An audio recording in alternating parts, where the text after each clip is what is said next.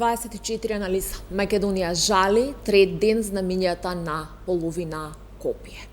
По обдукцијата во Софија нова дилема: 44 или 45 загинати патници, дилема која што ќе треба да ја реши ДНК анализата. Се работи ли за човечка грешка, лош автопат, непрегледна сигнализација, лоши временски услови? Бугарските обвинители и истражители велат има индиции за човечка грешка. Дали е тоа така ќе покаже понатамошната истрага. Зошто сето ова се случи? Требаше ли толку луѓе да заминат во смрт за да се случи и вонредна инспекција на граничните премини од царина? Не ја научили државата лекцијата од ласкарци од пред 3 години? Се работили за незаинтересираност, корупција, системски пропусти. Кој ќе одговара? Јас сум Душица Мрѓа, а ова се дилемите за кои што вечерва ќе бараме одговори во 24 анализа. Таа е предвидена да биде во неколку делови. Имаме и разговори, а и дебата во студиото. Непосредно пред стартот на емисијата снимив разговор со ВД директорката на Царинската управа Славица Кутиров, а во студиото доаѓаат и двајца професори, односно едниот ќе биде во студиото, а другиот ќе го имаме преку онлайн врска. Се работи за професорот Борис Мурговски и професорот Зоран Јошевски, кој што исто така е и судски вештак за сообраќајни несреќи. Предвидено е да емитуваме и интервју од Бугарскиот институт за безбедност, каде што се зборува за предупредувањата кои што ги добила бугарската влада од нив. Останете со 24 анализа. Добро дојдовте во 24 анализа, односно добро дојдовме ние кај вас во кабинетот. Ви благодарам што прифативте поканата. Благодарам и на вас. Господио Кутиров, она што е последна информација денеска од Софија по пресот на Софиското, односно бугарското јавно обвинителство е дека има информации за различна бројка во однос на патниците, починатите, преживеаните. Тие велат дека обдукцијата се завршила на 44 тела и дека имаат сведоштво од преживеаните патници за 8 патник. Од друга страна, од македонската судска медицина не се согласуваат со овие тврдења. Тие имаат и информација или сознанија и за остатоци од тело на 45 патник, така да се уште останува отворена таа дилема, особено претпоставам дека со ДНК-та ќе се види каква е ситуацијата. Кажете ми, имате ли вие список на патници?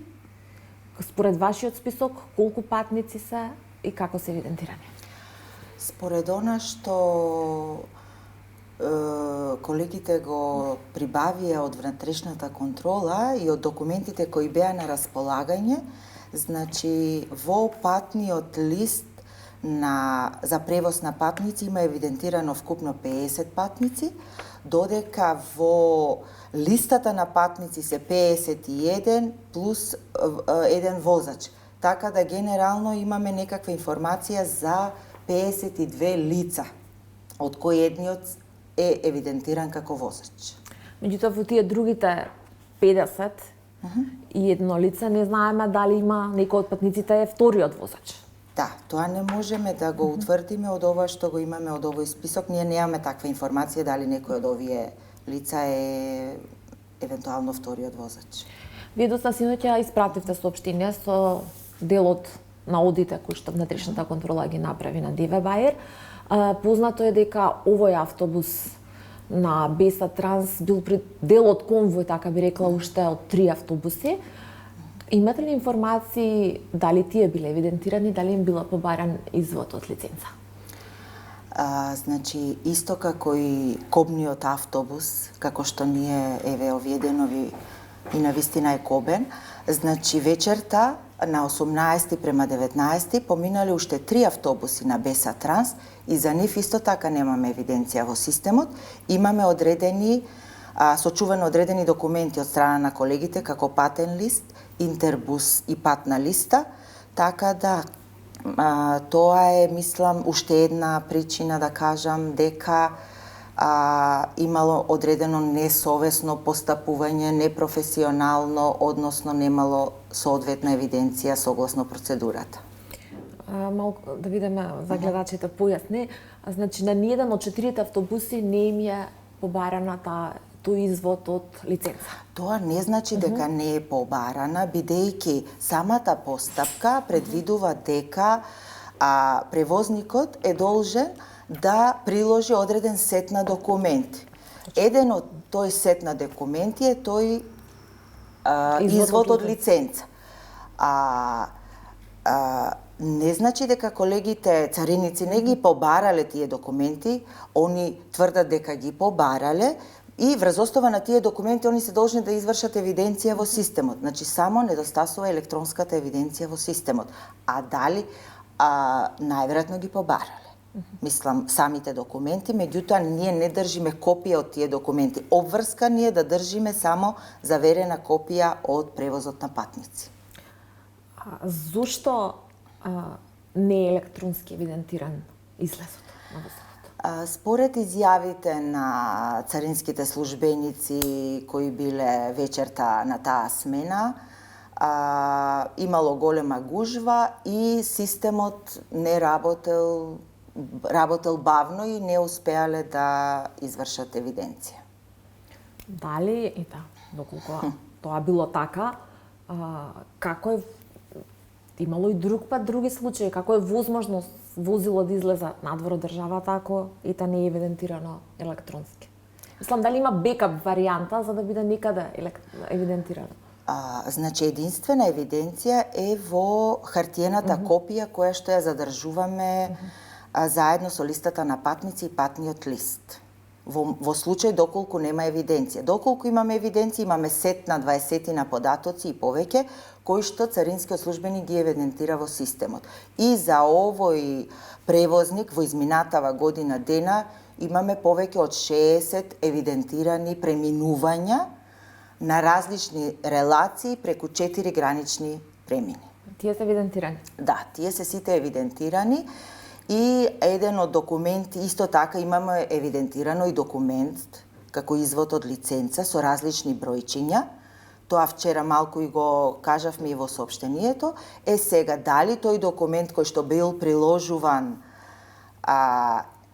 бил валиден, не бил валиден, во моментот не можеме да кажеме, бидејќи не чуваме копија од тој документ. А имаме информација за неколку различни бројчиња кои што се евидентирани од царинските службеници за тој превозник. Рековте во соопштението, овде ќе цитирам, дека тоа дополнително ќе се проверува, токму ова што го зборувате, дали тоа значи дека може да има индиции за сомнаш дека можеби се работи за фалсификат?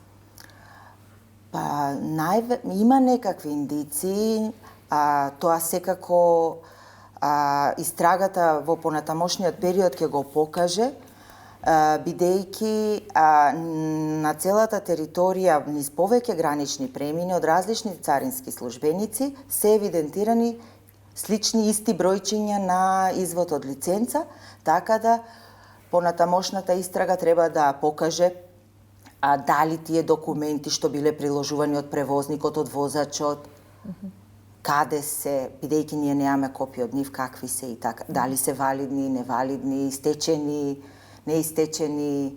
Особено поради тоа што Министерството за транспорт вели дека во овој автобус во овој момент немал извод од лиценца.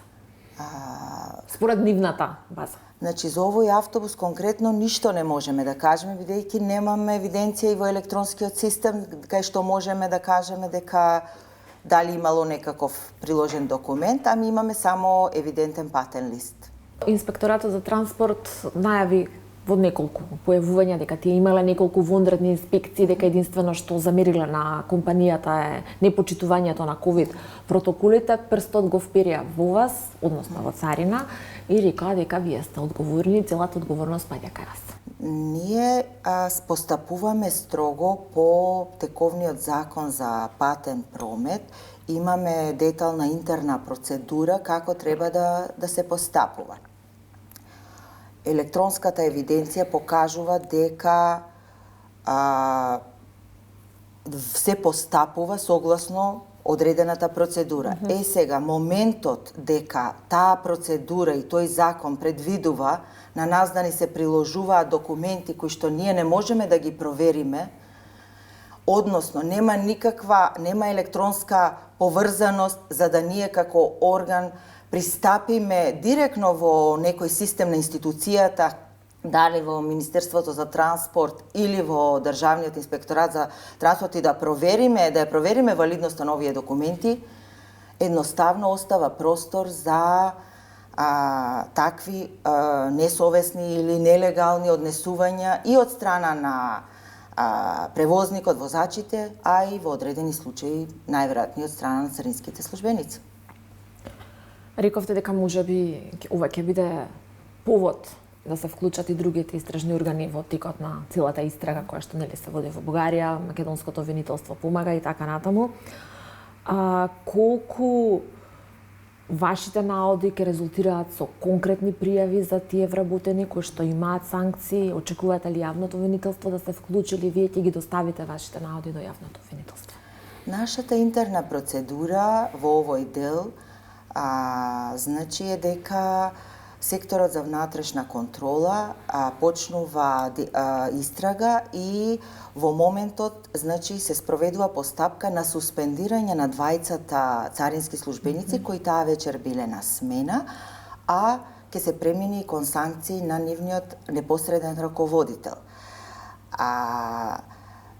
Понатаму продолжува дисциплинската постапка, врз основа на наодите од таа дисциплинска постапка ќе се процени дали информациите кои што ќе се соберат ќе бидат, има потреба да бидат проследени до јавното обвинителство или кои ќе бидат понатамошните чекори. Во тој дел ние секогаш имаме тековна и добра соработка со обвинителството и по многу други основи, а и во делот на комуникација на секторот за професионална одговорност.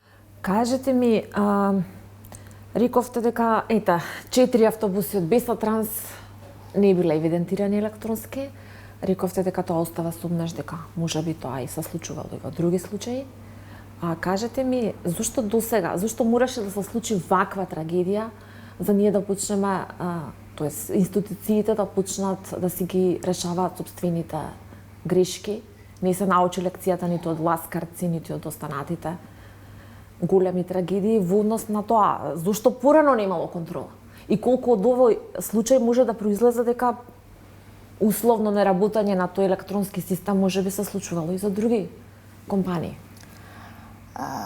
Имало вакви пропусти евентуално?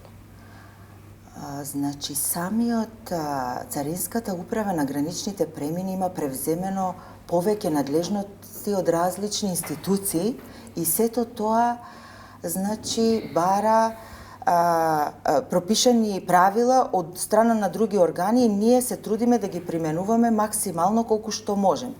Меѓутоа, ако самата постапка значи не овозможува со сигурност да се спроведе контролата и остава простор, тогаш, како што споменав, значи не е исклучено дека или превозникот или некој од надлежните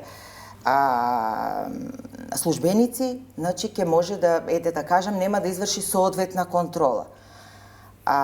Меѓутоа, да не би сакала да се створи впечаток дека Царинската управа не вршела соодветна евиденција или контрола, бидејќи значи ние само за конкретниот автобус значи имаме детална евиденција за сите преминувања, да кажам, во одреден период и предпоставувам дека и не само за тој, и за сите други превозници. И таа единствената електронска евиденција која што ја има во овој дел. Така да, ако треба тука нешто да се подобрува, мора да се тргне од законот за патен промет, понатаму во надлежностите на другите институции и секако многу би било значајно, значи тоа електронско поврзување на институциите. Колку често внатрешна контрола прави Царинска управа на граничните премини? Значи ние не само внатрешна, ние правиме и имаме и внатрешна ревизија. Значи последната внатрешна ревизија е правена 2016 година. Внатрешни контроли има правено исто така се прават редовно по било какви наоди. Меѓутоа, јас сепак сметам дека самата постапка и тоа што царината врши некаква улога која што не е да кажам во нашите конкретни надлежности, меѓутоа како поддршка на институции кои што немаат своји органи на граница, веќе остава и самиот тип на постапка, предпоставам дека остава простор за ете така да се случуваат пропусти. Овие денови слушавме многу сведочења и од превозници, здруженија на превозници и така натаму. Остана запечатливо вчерашното на еден представник од Здруженијето на превозници, кој што кажа дека јавна тајна е како се преминуваат граничните премини, јавна тајна е корупцијата во однос на одредени превозници кон цариниците. Колку е проблемот, темелот на сето ова е корупцијата во царината? Јас пак би се навратила на она дека кога има простор за корупција, тогаш и двете страни значи се трудат да го искористат тој простор. Искоренувањето на корупцијата не е лесна задача и бара многу системски реформи и прилагодување, инвестиции, развој, обуки и така натаму, меѓутоа системски. И секако бара и вакви интервентни мерки повремено, кои што исто така имаат соодветно влијание. За крај, обично кога се случат вакви катастрофи, освен одговори се бара и одговорност. Колку кажав дека делот директорот на инспекција на транспорт го бери прстот кон царина, веќе има денески некои барања за оставка ваша, на министерот за транспорт и така натаму. Колку вие чувствувате одговорност и колку би се поднали оставка? Јас лично немам проблем да поднесам оставка, доколку тоа би помогнало во постоечката ситуација на било кој основ, на било кој начин. Така да, иако се смета дека тоа така на некој начин ќе има добро и позитивно влијание. Искрено сметам дека Царинската управа е една од најсериозните институции во државата, која води една постојана битка да ги олесни границите, да го забрза протокот, а истовремено да контролира се повеќе и повеќе. И тоа е тежок баланс за воспоставување, кој што бара голема стручност, многу инвестиции, примена на современи технологии, обучени кадри, познавање на прописи, следење на европски регулативи. Така да, во тој контекст сметам дека треба малку посеопфатно да се опфати ова прашање и да работиме на системски решенија кои на подолг рок би ги надминувале ваквите појави. Ви благодарам за разговорите. Благодарам и на вас.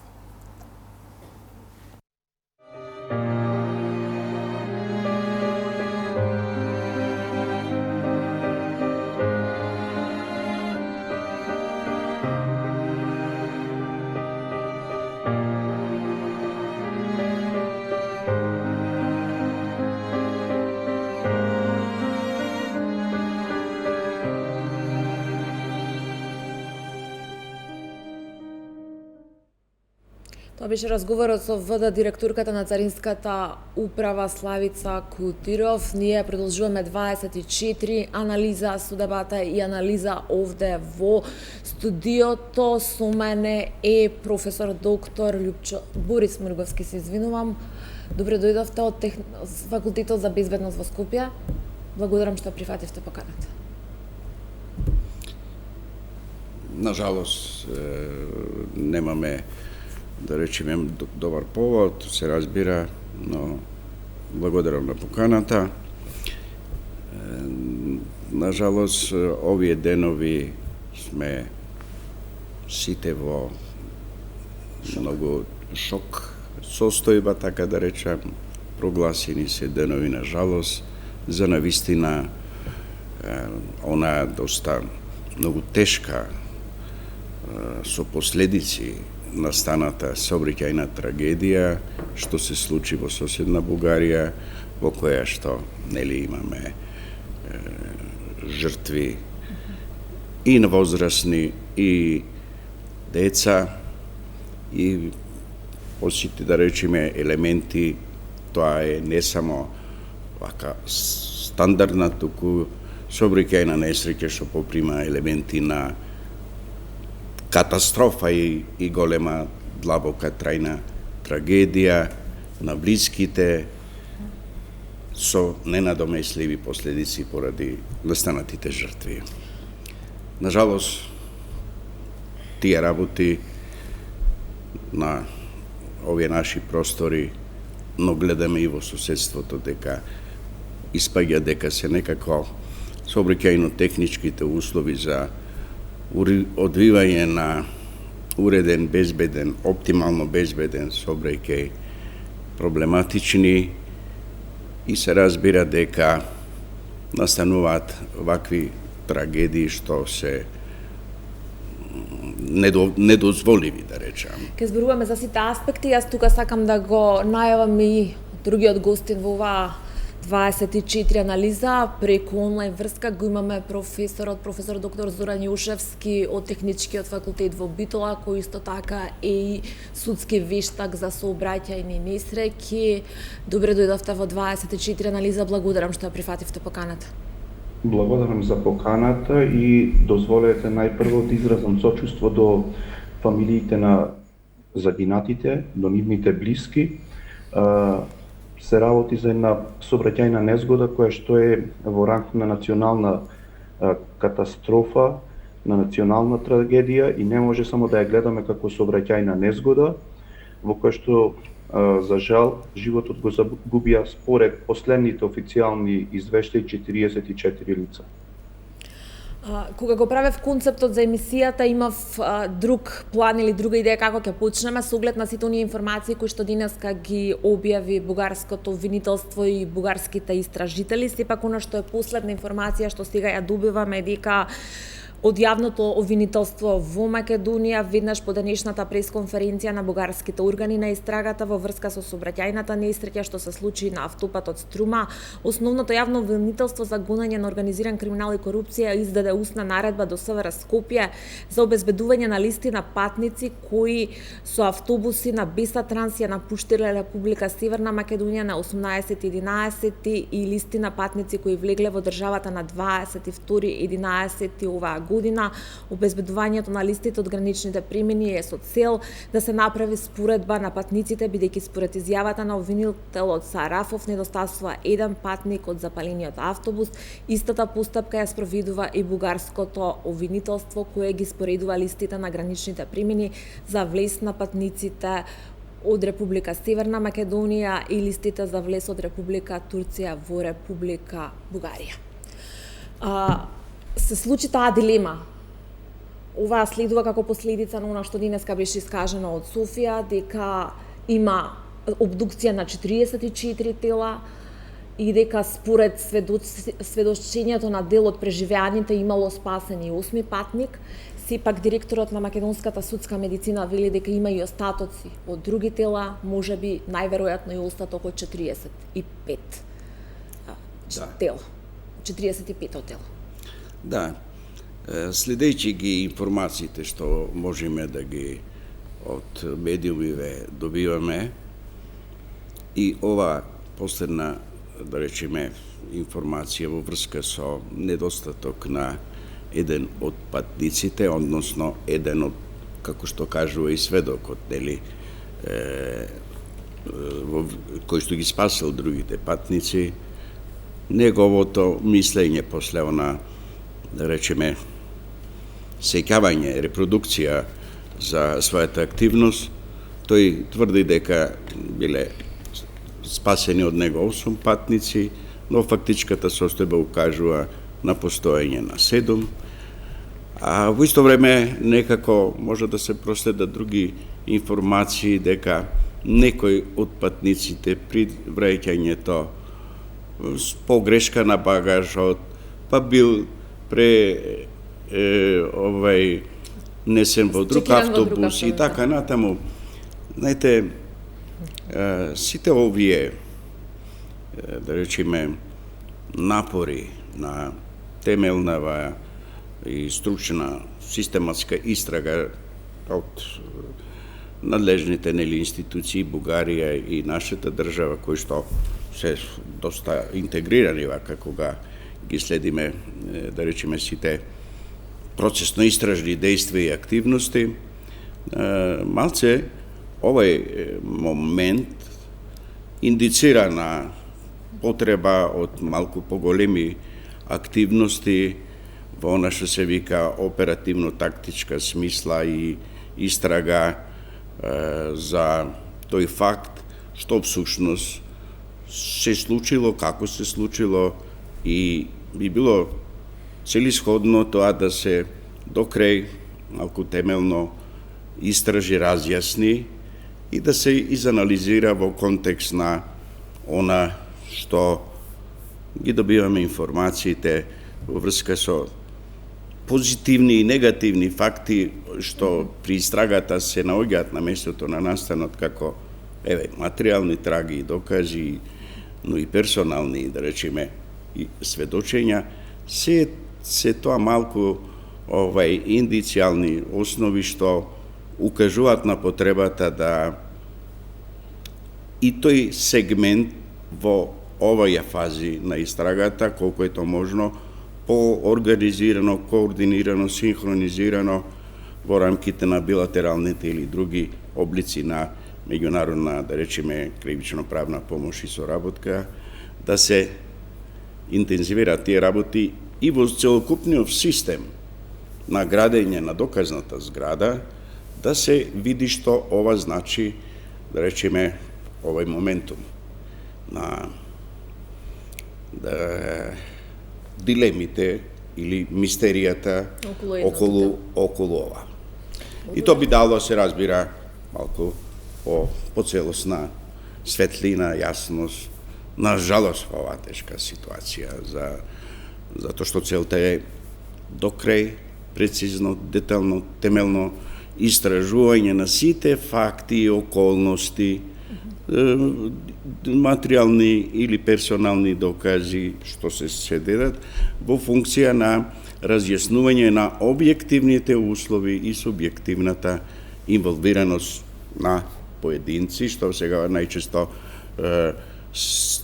во анализата кога зборуваме за овие ситуации, најчесто некако се алудира на возачот и слично, но има и други елементи кои што би требало да се разјаснат. Еден по еден за сето на што го кажаа бугарските обвинители. Професора Јушевски, ќе биде ли клучна ДНК анализата и колку оваа споредба на списоците на патници реално ќе даде сликата, бидејќи денеска имаме и сведоштво на синот на еден од шоферите кој што загинал, возачите кој што вели дека има патник кој што не е на списокот на патници на Бесатранс.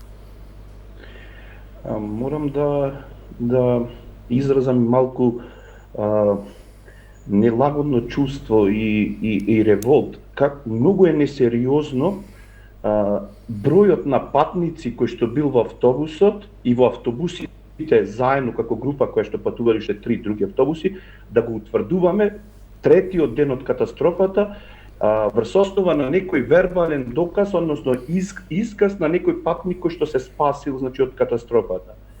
Зарем 3 дена им требат на истражните органи да утврдат на граница колку патници биле во автобусот. Зарем 3 дена им требат да обезбедат листинг на патници од компанијата која што го организирала овој превоз, па за да можат и трет ден после катастрофата да не можат да ни кажат нас на јавноста колку патници имало во автобусот.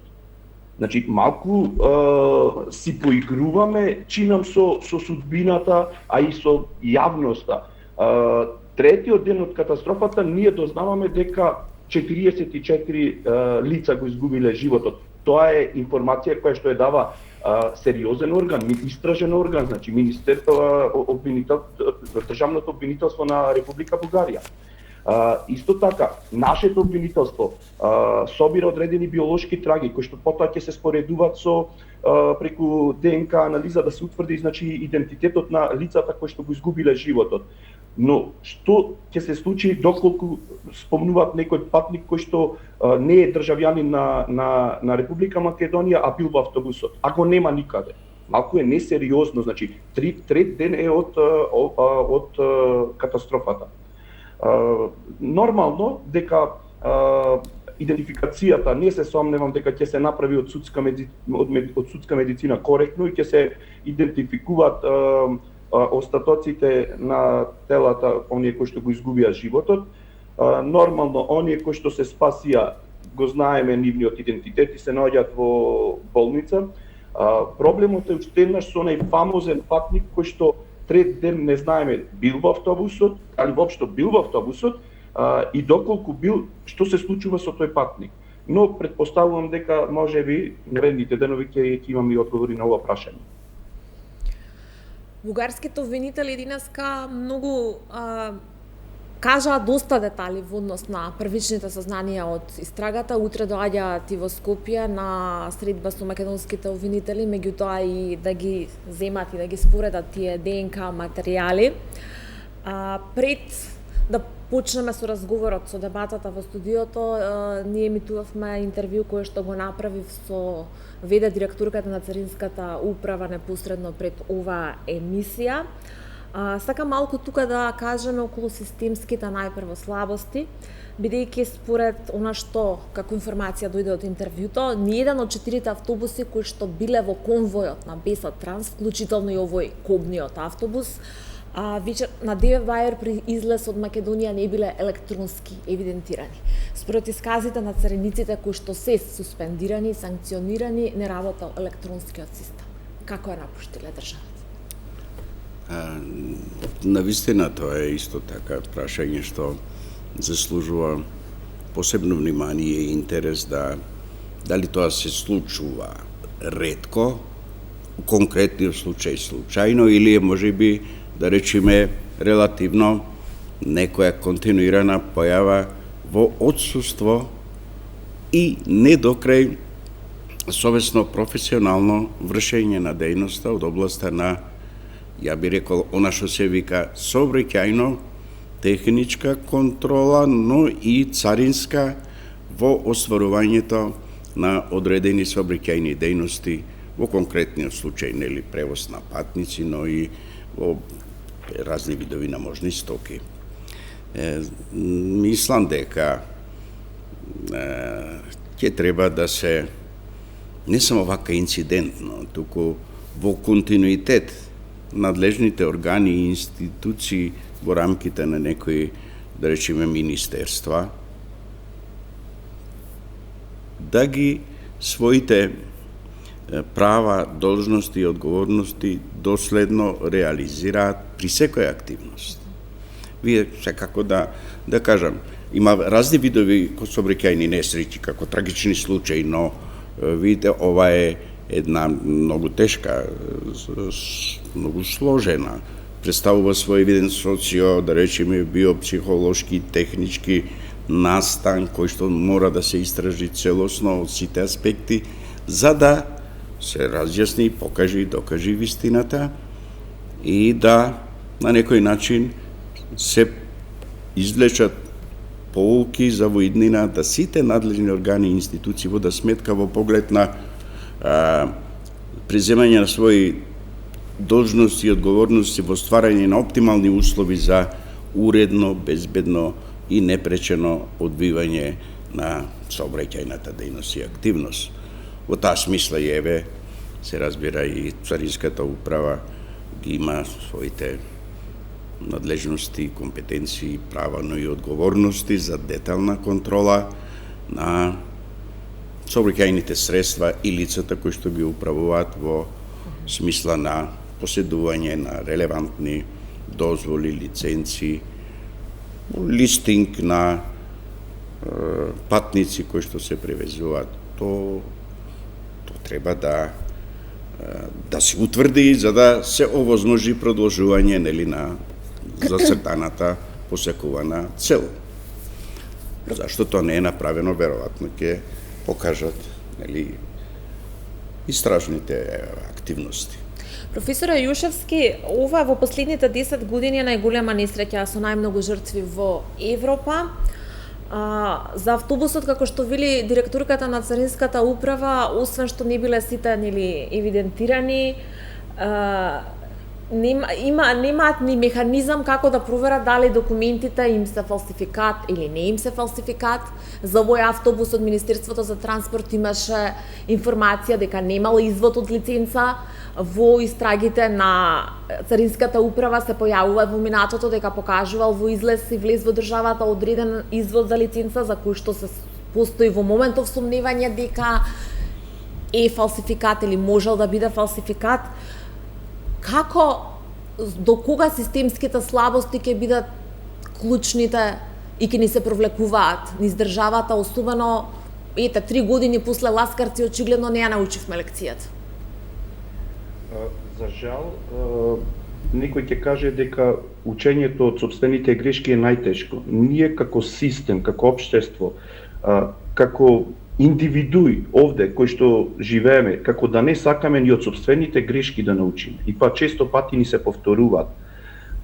Незгодата со Ласкарци по карактерот, по силината на самата незгода во смисла на починати, загинати, повредени лица, исто така беше една национална катастрофа, но тоа беше случај кој што се случи на територијата на Република Македонија, а ова е сообраќајна незгода која што се случува во соседна Бугарија на наш превозник со наши граѓани. Фирмата, односно превозникот, неспорно е и министерот за транспорт и врски посочи дека има лиценца за меѓународен слободен превоз, како што тоа го правел. Но возилото кое што беше учесник во ова сообраќајна незгода немало извод за лиценца. Тоа значи, тоа било додадено на лиценцата за превоз, но диво придадено, значи без извод на лиценца. Чудно е, симптоматично е како е поминало границата, ја слушав директорката, објасни зошто тоа се случило. Морам да напоменам дека делот на извод на лиценца и сертификатот за професионална компетентност на професионалните возачи кои што вршат превоз во меѓународен транспорт, овој дел од ингеренциите кога поминуваат на граница е во рамките на Царинската управа. Може би ќе се согласам со директорката дека тие не можат да проверат дали документите кои што им ги издават, дали овие изводи на лиценца, сертификати и така натаму дали се фалсификат или не. Но електронскиот систем не работел за да можат да проверат. Овде се поставува прашањето дали возачот дали ги приложил овие документи кои што ги барат. Бидејќи чудно е, симптоматично е, бидејќи овој автобус државната граница е поминувал во повеќе наврати. Значи зборувам врз основа на сознание кои што се добиени од медиумите. Јас значи немам податоци од релевантна институција, но доколку е тоа така, доколку овој автобус поминувал повеќе пати без извод на лиценца, без значи зборувам на црно, како тогаш се случило. И второ прашање кое што сега произлегува од целата ситуација. Дали можеме да потврдиме или да негираме дека и други превозници на ист или сличен начин ја поминуваат границата? Односно, без да поседуваат извод за лиценца на возилото, значи тоа возило не смее да ја напушти државата, не смее да врши превоз, во него не смеат да седат 50 и повеќе патници. Не смее да излегува надвор. Прашањето е, не зборувам за ова сега превозна компанија, дали имаме други ситуации? Дали некој може да ни потврди дека ова е изолиран случај или само овој автобус кој што излегол неколку пати од државата претходно во минатата година е изолиран случај или имаме и други случаи? Јас убеден сум дека има одредени пропусти. Но морам да покажам загриженост бидејќи ние овие пропусти, овие аномалии во системот ги детектираме, ги лоцираме, односно ги пронаоѓаме откако ќе се случи некоја катастрофа. Зошто? Тоа не го направиме претходно. Зошто не превенираме? Зошто чекаме да ни се случи катастрофа? Морам да напоменам, можеби, тоа што немал извод од лиценца и што поминал на црно преку граница, не е во директна причинско-последична врска со случувањето на незгодата, но има влијание. Затоа зборувам и во повеќе наврати сум зборувал и претходно. Мораме да ги детектираме пропустите, слабостите во системот, а не да чекаме да ни се случат пред време, значи не да ни се случат вакви сообраќајни незгоди, па тогаш да делуваме. Професорот Јушевски го спомена поврзаност околу сертификатот за возачите и изводот од лиценца. Она што Неделска телевизија 24 го објави е дека речиси повеќе од 8 месеци не може да се полага за сертификат за возачите, бидејќи фирмите превозници од денот на отварањето на истрагата против генералниот секретар, поранешниот генерален секретар на владата, се извинувам, драги Рашковски, системот не работи, комисија нема, софтверот не работи, нема полагање за сертификати, велат 1500 возачи чекаат. А сертификатот е заедничко со изводот на лиценца. Да. Можно ли овој возач да немал сертификат? Значи, дали е можно? Веројатно, па и затоа вака се случило некои пропусти, но очевиден е фактот дека работите во врска со организацијата, уредувањето и регулирањето на сите овие правни регулативи и можности за стекнување на лиценца не смее да зависи од индивидуа, како што вие споменувате во конкретниот случај. Тоа мора да се знаат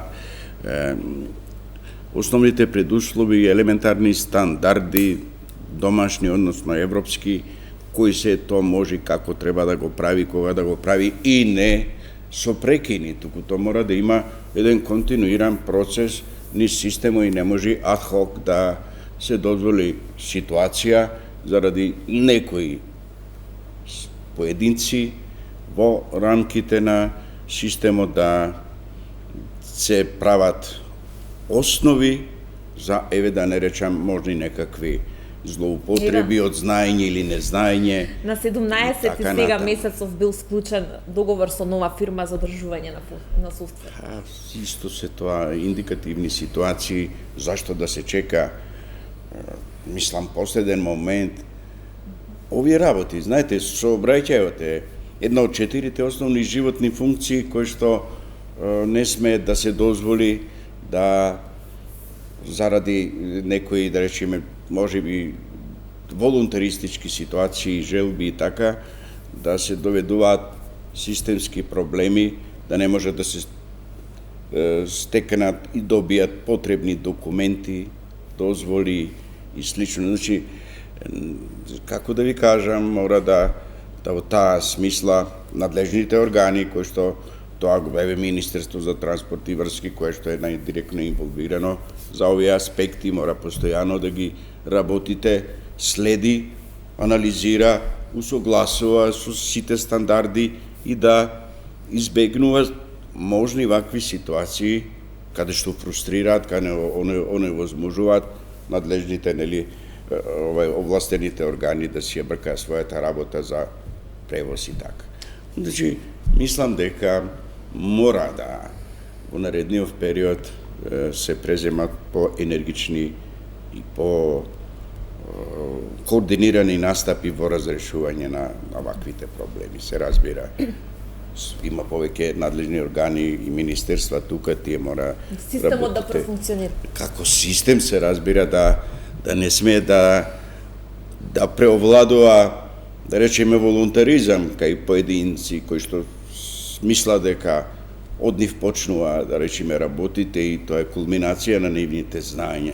Туку обратно, тие се само таквите субјекти, да речеме, министри или кој сака друг, нека се во оваа смисла осети и разбери и свати, тој мора да во својот ресор да е комплетно подготвен, спремен, се разбира лично, но и да знае при евентуална било каква персонална промена не сме надлежните, да речеме, стручни служби да претрпува било какви измени, промени, зашто се губи редот, континуитетот и така натаму. И во таа ситуација, нели, место еден континуиран процес на организираност настануваат во одредени етапи, заради, да речеме, одредени персони, кои што се по, да речеме, може би несоодветни критериуми во одредени периоди во наши ситуации, па и забележувам и во другите овие држави, на жалост, несоодветни луѓе со не до крај, да речеме, развиени нивоа на сериозност, зрелост и компетенции, многу лесно се прифаќаат да вршат работи кои што на сон може би не му се случило да помисли дека би можело да води одредена институција и да одлучува за такви работи. Професора Јушевски, она што денеска го кажа бугарските јавни обвинители е дека имаат индици за човечка грешка. Видете, човечкиот фактор во сообраќајни незгоди има круцијална, доминантна улога, бидејќи тој е оној активен чинител покрај возилото и факторот пат. Несомнено е дека уште во првите моменти се посочува, односно се прави одреден обид да се лоцира на каде ќе оди истрагата. Во дадениот случај треба да се утврди претходно, пред да се посочи дека истрагата ќе биде насочена кон возачот на автобусот, да се отстранат сите останати можни нарушувачки фактори кои што би можеле да бидат во директна причинско-последична врска со случувањето на незгодата. Бидејќи возачот е загинат, значи јас не би сакал во оваа фаза апсолутно, имајќи го во предвид и долгогодишното искуство во оваа проблематика, да се впуштам во оваа фаза, да инсинуирам што е причината, што е доминантниот фактор да се случи оваа сообраќајна незгода, без претходно јасно да имам на увид фактичка ситуација, материјални докази, вербални докази и слично. Видете, во претходните 3 дена сведоци сме на какви не сценарија, тероризам, туби со нафта, па полупразни туби, па незапалени туби, па не знам, пиротехнички материјал и низа други работи. Почитувани, тоа штети пред се на истрагата. Јас во оваа фаза сметам дека некоректно е дури и од страна на истражните органи да се излегува со предпоставки или можни причини за случување на незгодата. Во оваа фаза можеме да зборуваме за тоа што е констатирано како фактичка ситуација, а при тоа нема да наштети во понатамошниот тек на истрагата. Јас не сум правно лице, значи јас сум техничко лице и тука не би сакал сега да давам совети како треба да постапуваат лицата од правната фела. Но, повторно ќе кажам, бидејќи на крај на краиштата овој предмет повторно ќе го работат во делот на утврдување на причините и околностите под кои што се случила сообраќајната незгода, мои колеги од Република Бугарија, чи сообраќајни инженери, вешти лица од областа на сообраќајот, некоректно е сега да го обремениме процесот со некои инсинуации, сценарија, предпоставки, а после тоа што ќе се случи ако докажеме друга ситуација. Неспорно е дека возачот како фактор човек го управувал автобусот и на критичното место дошло до напуштање на сообраќајната лента по која што се движел автобусот и налетување на автобусот во метална заштитна ограда, односно средишна заштитна ограда меѓу коловозот и просторот за запирање. Прашањето е зошто се случило тоа? Дали се работи за невнимание, дали се работи за замор, дали се работи за заспивање на возачот, дали се работи за техничка неисправност, дали се работи за декомпресија, пукање на пневматик претходно.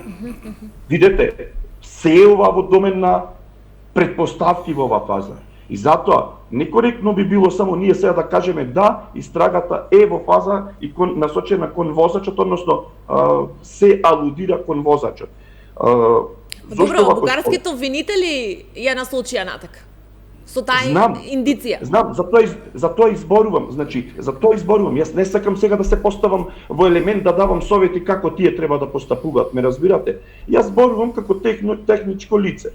Значи, мојата задача во ваков тип на сообраќајни незгоди, а тоа е и задачата на колегите од Република Бугарија, треба да ја утврдат динамиката на автобусот непосредно пред, во моментот на примарен контакт со металната ограда, понатаму секундарниот контакт во средишните огради, па се до конечно смирување.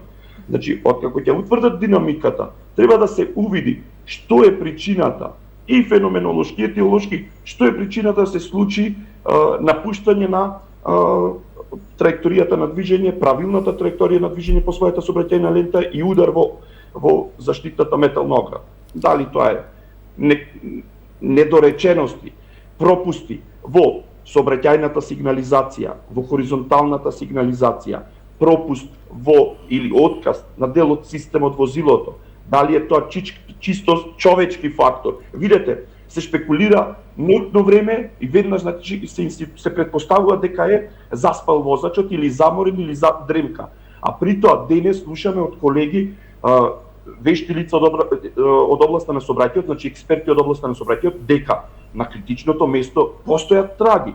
До пред еден ден ние имавме информација дека на коловозот не се евидентирани траги. За денес да слушнеме дека имало траги од сопирање, обид на возачот на автобусот да го врати автобусот на правилната траекторија на движење.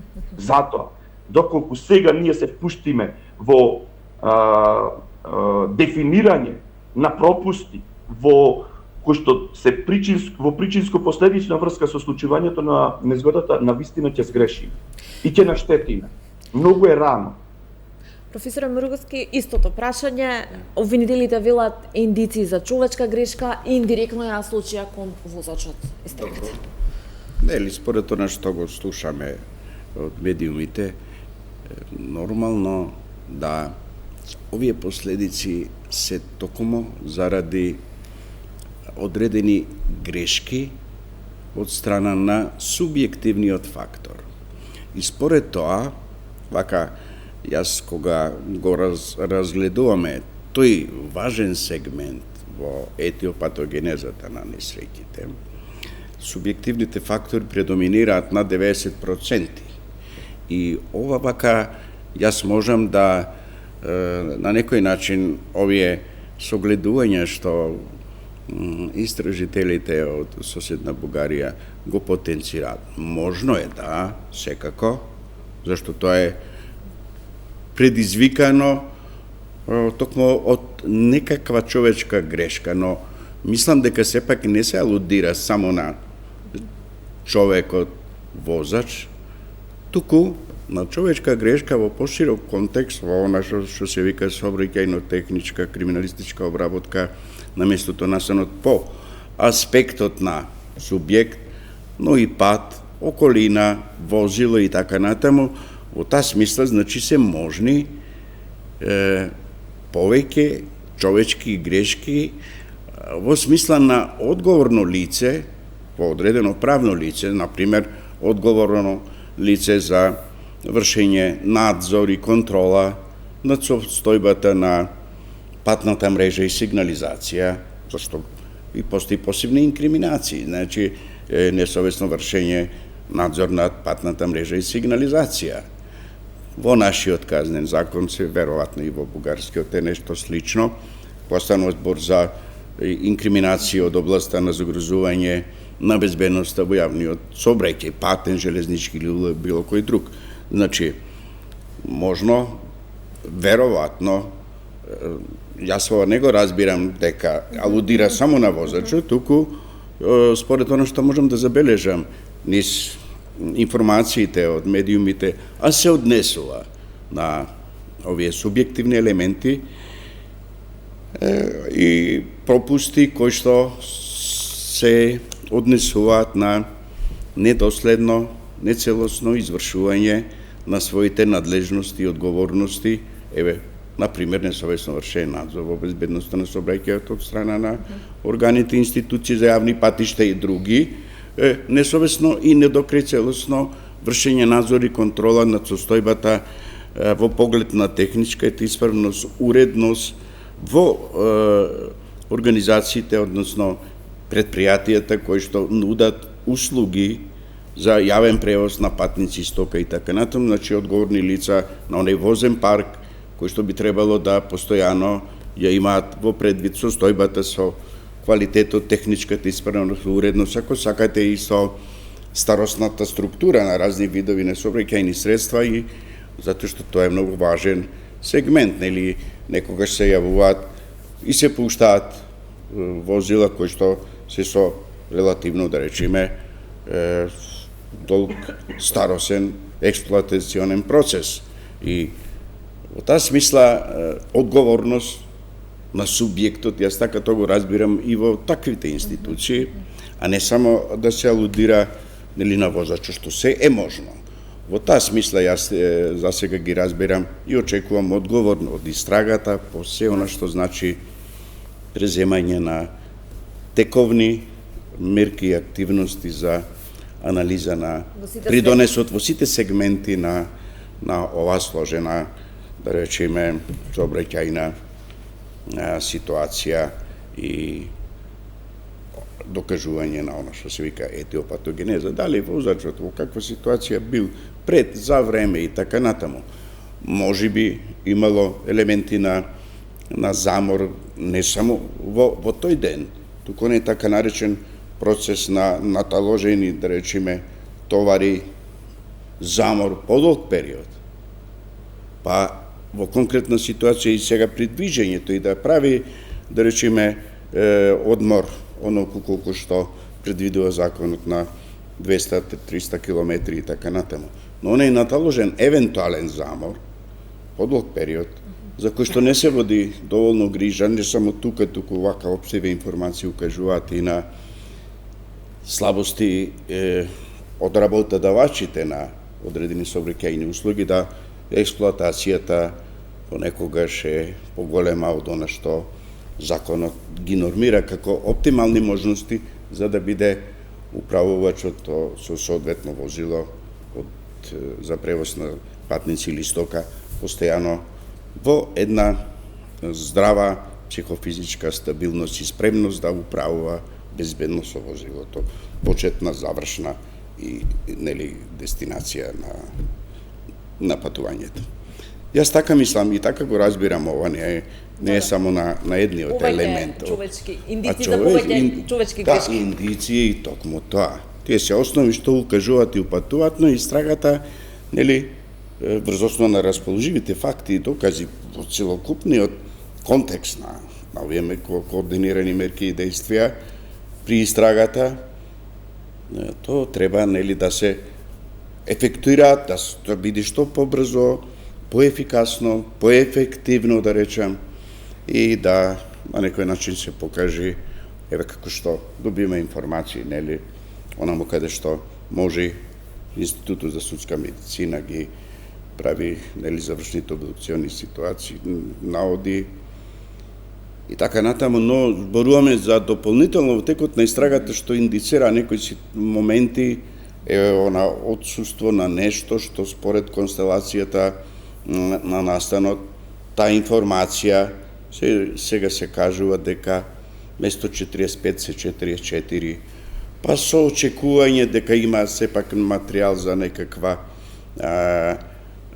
дополнителна потврда или не, тоа малце навистина индицира и се надевам дека истражните органи таа работа ќе мора да ја докрај разјаснат за целокупните, да речеме, очекувања за осветлување, разјаснување, докажување на вистината за овој многу тежок и трагичен настан.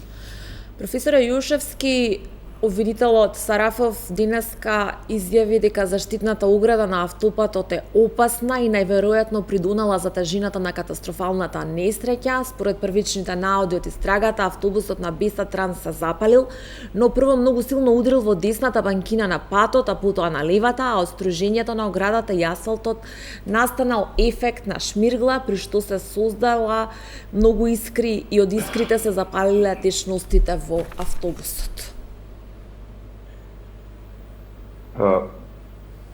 Овој тип на заштитни огради не би требало да предизвика искрење, односно по правило не предизвикува искрење. Јас апсолутно не знам како и со кое вештачење утврдил во овие 2 дена обвинителот дека имало искрење и тоа предизвикало пожар. Значи, дајте да бидеме сериозни. Значи, не е ова сообраќајна незгода каде што имаме материјална штета, повредени и така натаму. 40 и не знаеме уште колку информацијата. Уште сме во фаза на констатирање на фактичка ситуација. Ова не е истрага. Значи, ние констатираме уште фактичка ситуација. И во оваа фактичка ситуација ние денес добиваме информација дека имало искрење во металните огради и дошло до запалување. Не е коректно тоа да се тврди, веќе овие огради не треба по правило да предизвикуваат, односно не предизвикуваат искрење. Вториот момент, ќе се согласам дека поставената заштитна средишна метална одбојна ограда е како објект во околината на патот опасна.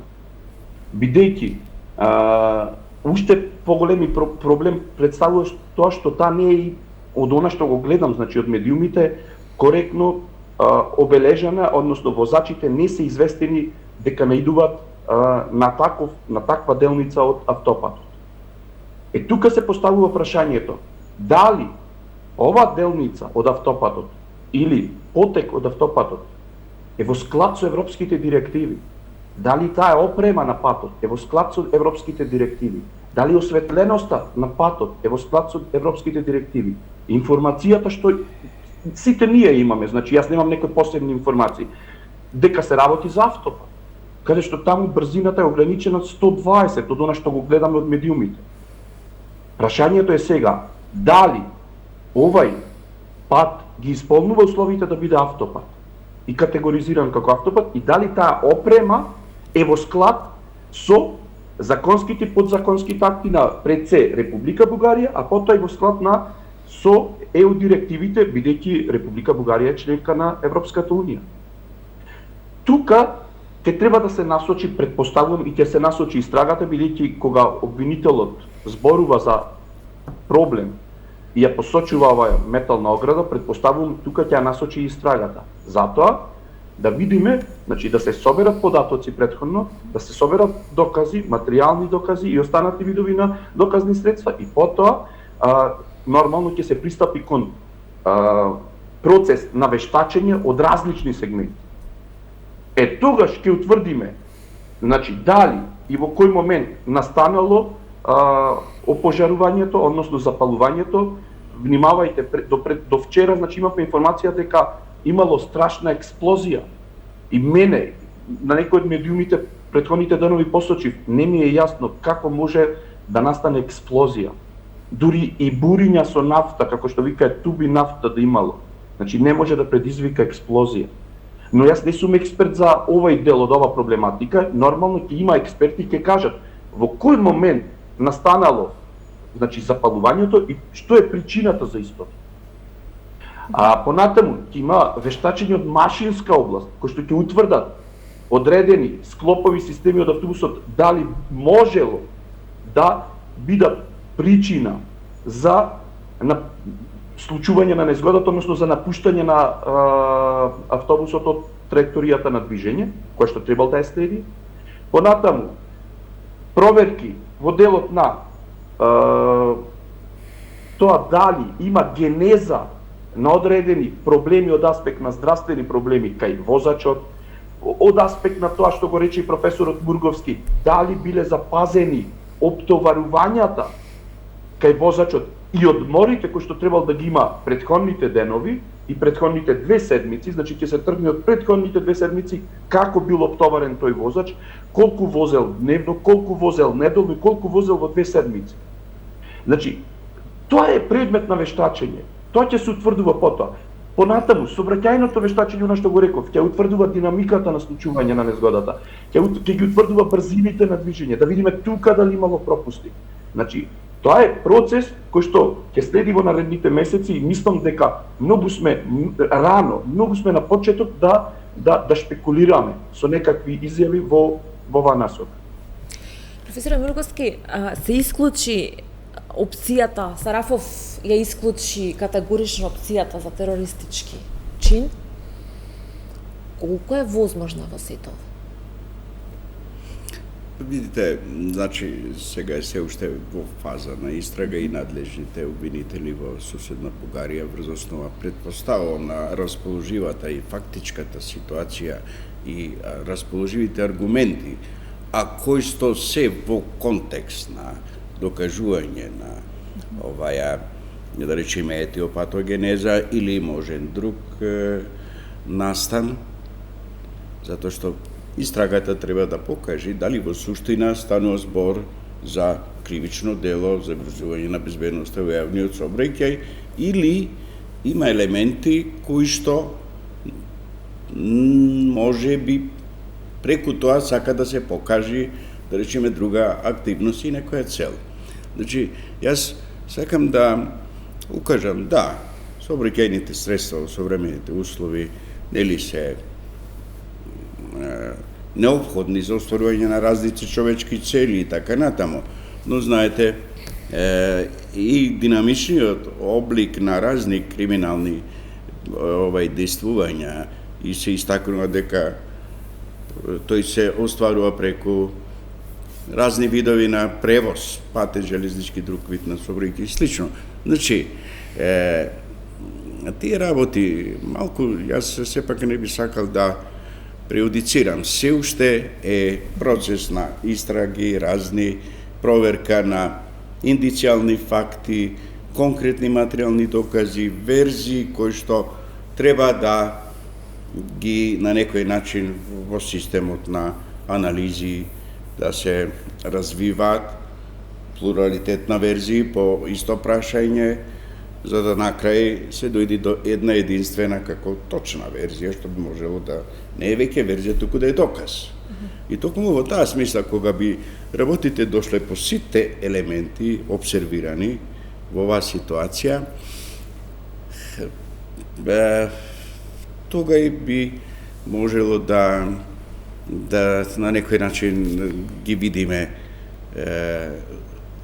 ефектите од она што очекувано ние сите како, да речеме, граѓанска заинтересирана стручна научна јавност сакаме да темелната, координирана, квалитетна истрага при увидот од местото на настанот да даде нели релевантни докази со кои ќе се добијат представа за објективноста на насокта и субјективната одговорност. Значи мора да се применат сите методи, техники во функција на докажување и нивна примена при пронаоѓање, обезбедување нели и неконтаминирање на разните видови на траги, односно биолошки траги кои што еве сега во оваа ситуација малку пак е дилема 44 може има и за 45 во овие, да речеме, мистериозни моменти кои што еве денес ги слушам од медиумиве. Треба тоа да се истражи, што навистина би можело да значи во оваа констелација и да се покаже и докаже, да се разјасни за да не ствара нели дополнителни индиции, што би се рекло, за можни вака подруги екстремни облици на действување. Така да кажам. Професоре Јушевски, рековте дека и доколку имало, не знам колку туби полни со нафта, а како што денеска велиат од бугарското обвинителство имало само 3 кои што имало остатоци од нафта потребна за движењето, не може да се случи таков пожар, таква експлозија. Денеска велат нема експлозија, туку е само пожар.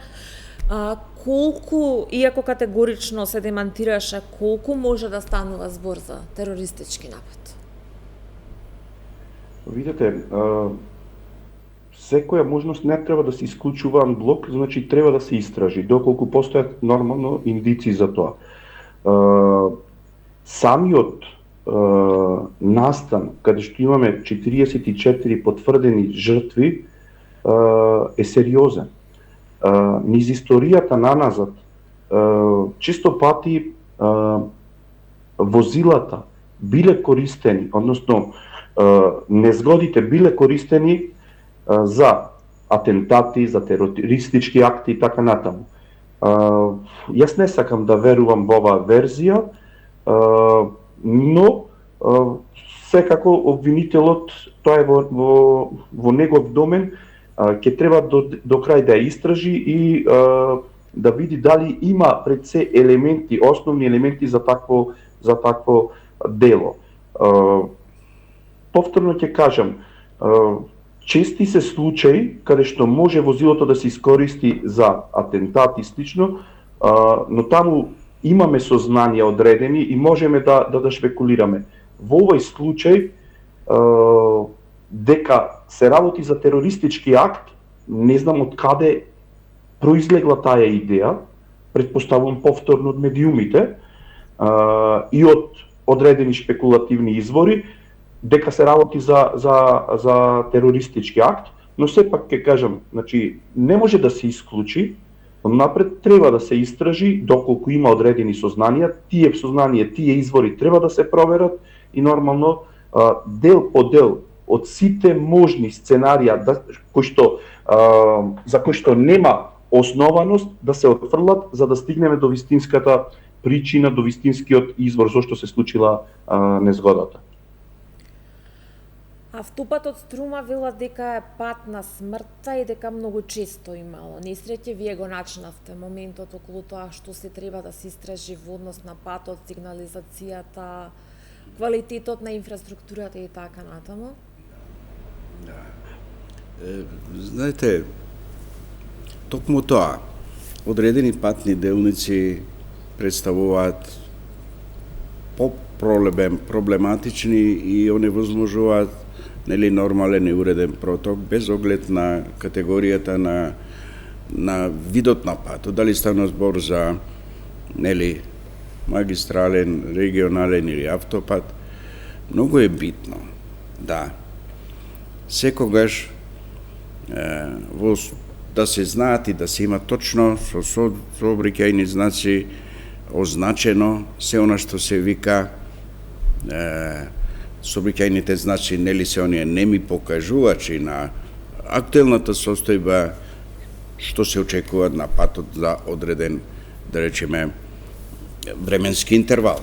На автопатиштата, брзините се со големи 120 км и така натаму, но ние и во предходна емисија на нашата македонска телевизија матко ни стана мене симптоматично оние исто на почеток верзии за пребрзо возење, неприлагодена брзина и така натаму, кои што после да речеме вака укажувањето дека сепак покажува таа делница на тој автопат е не до крај синхронизирана со она што значи европски стандарди, светски и категоризирана.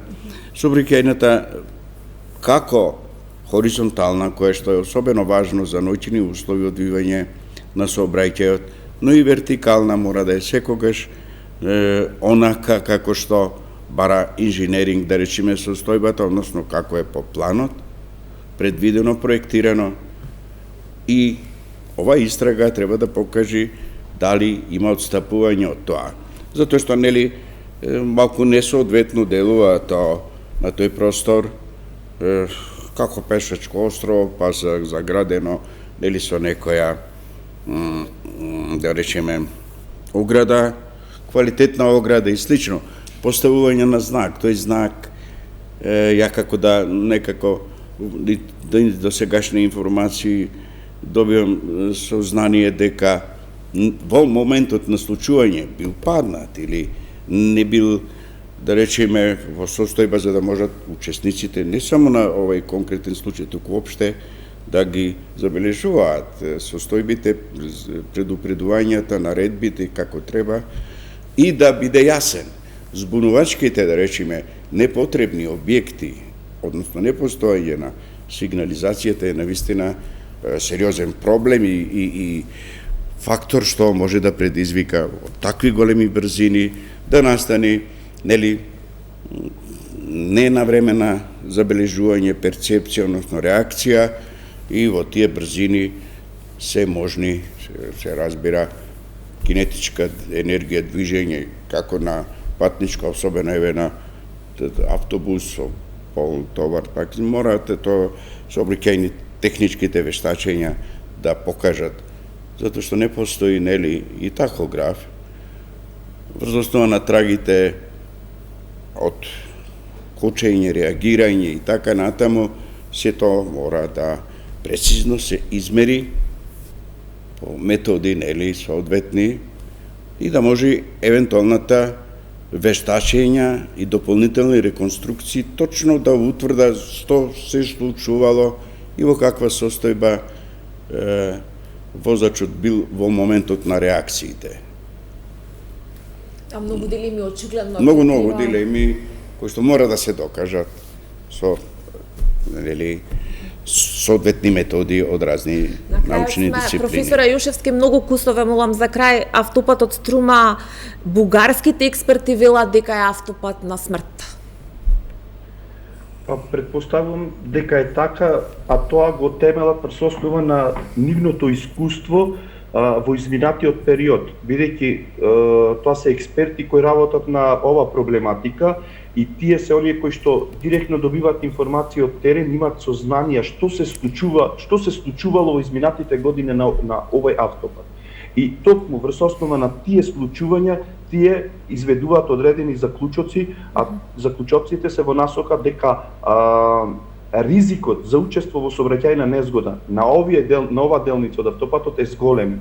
Значи постои зголемена можност за случување на сообраќајни незгоди од различен карактер, не мора како ова што зборуваме со ваков интензитет или автобуска незгода, туку од различен карактер. И токму врз основа на таквите податоци тоа го темелат. Сега, исто така, за да извадат одредено мислење, дали одреден пат, дали одредена делница од автопат е безбедна или не, тие добиваат информации и од состојбата на терен во смисла на напречен профил, изведбеност на траси, значи сите оние траси каде што имаме проблем во делот на нагли кривини, нагла промена на наклоните, понатаму недоречености во напречниот профил, понатаму во делот на сигнализацијата и така натаму, се тоа елементи кои што го зголемуваат или го намалуваат ризикот од сообраќајни незгоди. Сметам дека од тука се темелат овие заклучоци на колегите од Република Бугарија. Морам да ви се заблагодарам, бидејќи времето истече, ви благодарам за овие анализи. Во текот на наредниот период секако ќе го следиме и понатаму случајот. Ви благодарам што бевте дел од 24 анализа. Почитувани, вам ви благодарам за вниманието и само да кажам дека останавме должни за разговорот со Богдан Милчев од Институтот за безбедност во Бугарија, кој што го направи колешката Лепа Џундева. Најавувам дека ќе може да го проследите разговорот во утрешното студио 10 со Огнен Јанески.